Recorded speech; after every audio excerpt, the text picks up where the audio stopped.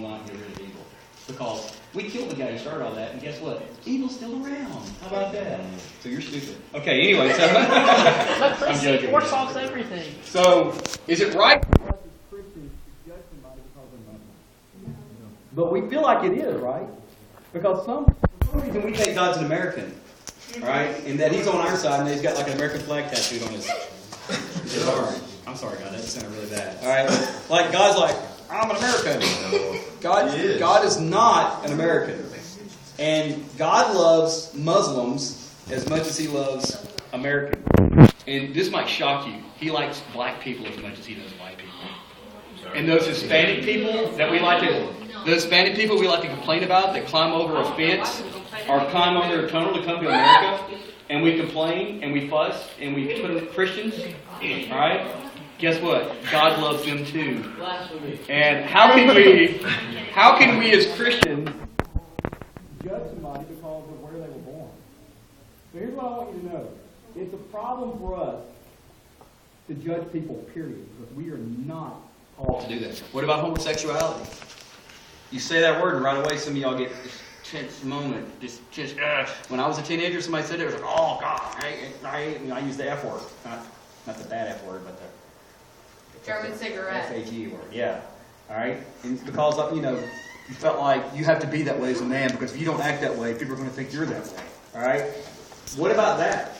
That's another big issue in our culture. Because a guy is a homosexual, we automatically act like God and judge and condemn. And we have no right to do that. I told you what Billy Graham said when they asked him about homosexuality. He said, they said, Billy, what do you think about homosexuality? He goes, you know what? I'm just going to love them, because my job is to love, but God's job is to judge, and I'll just let Him be the judge.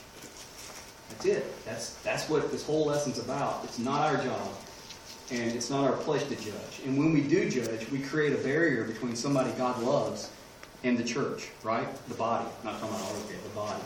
And so that's what I want to talk about tonight. We've got to get over this, and it's especially bad in your culture. When I say your culture, I mean students, teenagers, because you guys can be super tough on each other. You can be so hard on each other. And so it's important to get through this, because when you're judging, you're not loving. And if you're not loving, you're less likely to bring anybody into a relationship with Christ, which is God's purpose for your whole life. That's why you're here. All right, so look at John 6:37. I think I started that like an hour ago. He says it's this, Luke. Jesus talking. That's why it's in red in your Bible. I don't know if y'all ever knew that. Chris, it's Luke. Luke. I keep saying John. It's because John's in front of me. Listen to what Jesus says. This is pretty simple and straightforward. Judge not. Who's got the message? Anybody pull that up on their... JK. Oh, you know? Anybody got it on their phone? Read that. I like the way it comes out. Don't pick on other people, jump on their failures, criticize their faults, unless, of course, you want the same treatment. Do not condemn those who are down. That hardness can be easy on people. You find life a lot easier. Give away your life. You'll find life given back, but not merely given back with bonus and blessing. Okay, stop there. So he says, and then I've got the English Standard Version. It says, judge not, don't judge, and you will not be judged. Now, does he mean God judging, or does he mean other people judging you? He's not talking about if you judge somebody, God's going to judge you. All right? He's talking about when you become a person who's critical, and when you become a person who judges people based on what they do, that same thing is going to come right back at you, which is going to rob you of your joy and your peace.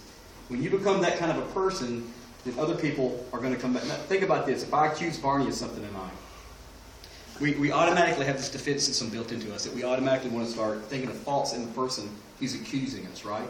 So, like, for instance, if I go to Barney and I say, Barney, man, I know the stuff you're doing, and it's terrible. Right away, we have this thing built in where Barney's going to be like, yeah, but what about you? What about that? Instead of us just looking at our issues, we always want to come back at somebody. And we don't really hear what they have to say. Does that make sense? We are so defensive. We never want to hear. And the reason for that is because Barney, I have no right to judge and condemn him. I have no right to do that. That's part of the equation, so hang with me.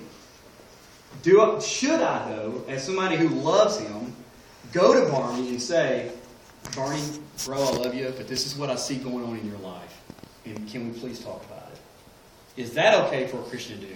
Or should we, that's option 2, or should we, as Christians, just worry about ourselves and not worry about fellow Christians.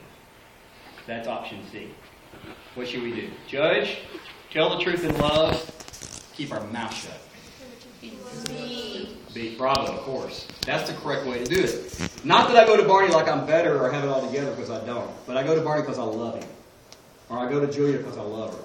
And I don't, because I love her, I want to help her stop doing the things that does that make sense?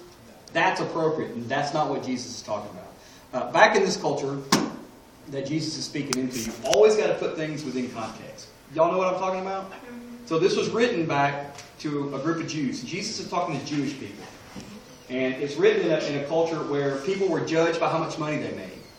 And it's written in a culture where people were judged by what they had. So if you had money and you were a Jewish person in the Jewish community, you were elevated in stature. You were treated as a better person.